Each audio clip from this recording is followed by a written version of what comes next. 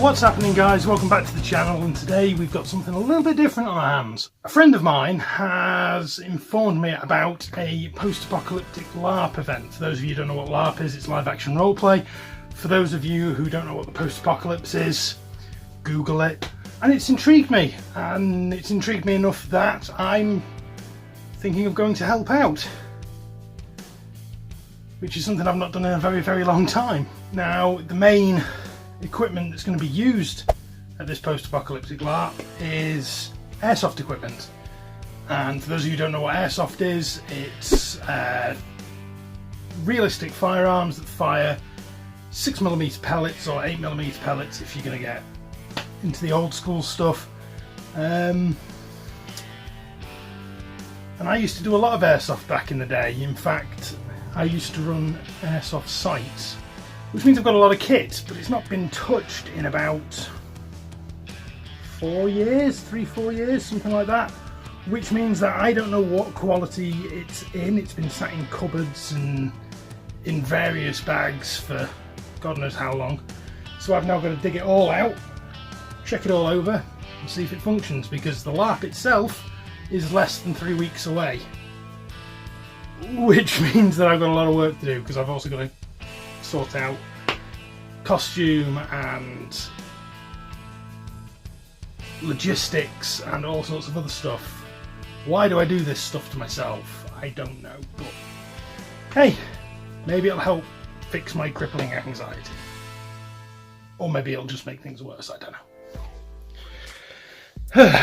So we're back in the main house because I'm waiting for parts.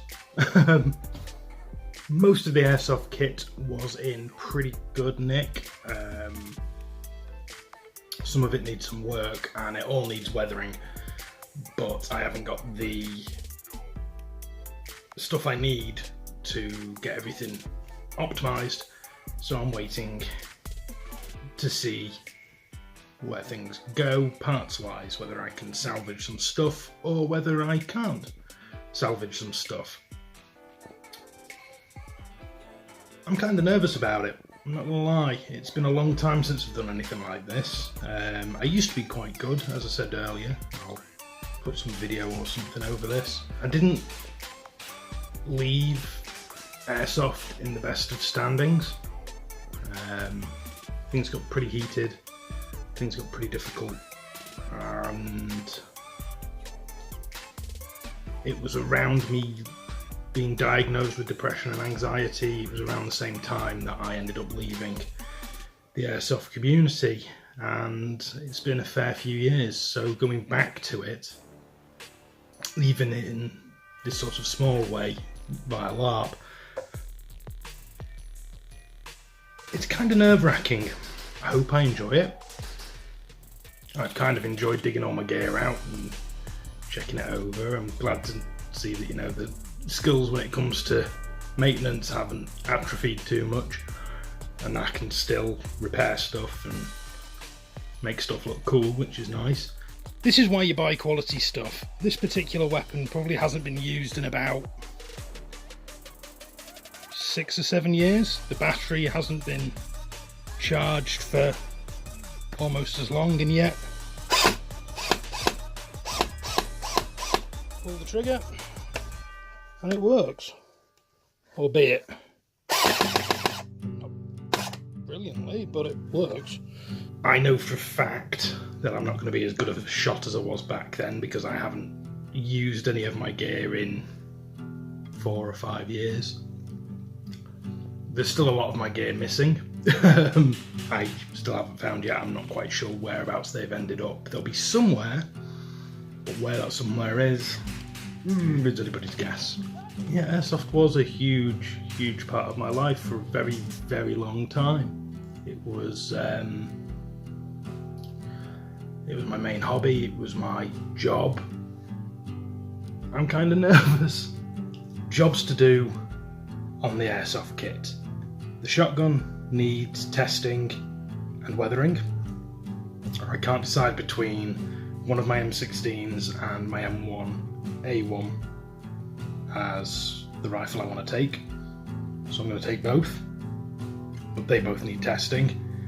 I don't want to weather either of them too much. The M1A1's an older gun, it's already got quite a lot of wear on it as it is, so that I'm not worried about. It's more the magazines for that. The M16 is my pride and joy. I don't want to do too much damage to it, so I think most of that is going to be adding stuff on to what's already there, to give it sort of an aged post-apocalyptic look. And then I can start work on costuming, which I need to finish reading the brief for, but mainly I'm going to be going for sort of a scavenged military biker-esque look. Fortunately, I have some damaged bike gear, as we all know, that will do the part, so my old leathers I kept hold of for just such an occasion as this. So, with them being damaged, they'll look the part. My old gloves, which got ripped and torn, they'll look the part. I'm not going to be wearing the jeans that I wore because they've gone in the bin, but I have got some combat trousers that are quite old at this stage, so they'll look the part. And then it's a case of layers.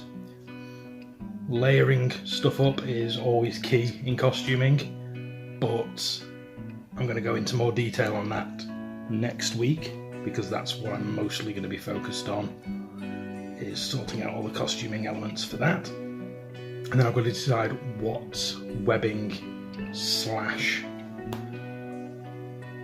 assault vests I would personally wear if I was in a post-apocalyptic scenario, but I need to read the brief so that I can get everything right, and then I need to dig out eye protection, both for me and for my friend who's going with me. I've got about 50 pairs of eye protection, but where they are, again, is anybody's guess. And then I must get in touch with her and find out if she wants to borrow one of the weapons, because if she does, then I need to test that as well. So it's going to be a busy few weeks. Hopefully I'll be filming more. I know the last couple of videos have been a bit content-wise, but I'm struggling both physically and mentally at the minute. I've got a lot of brain fog, which makes focusing on multiple tasks such as setting up all this airsoft kit and filming it quite difficult. So hopefully I should get more focused with everything over the next couple of weeks, and I'm also hoping maybe some point this week to go out and have a scoot around for another abandoned place to visit. But for now, I've been the Viking. You've been awesome, and I'll see you next time.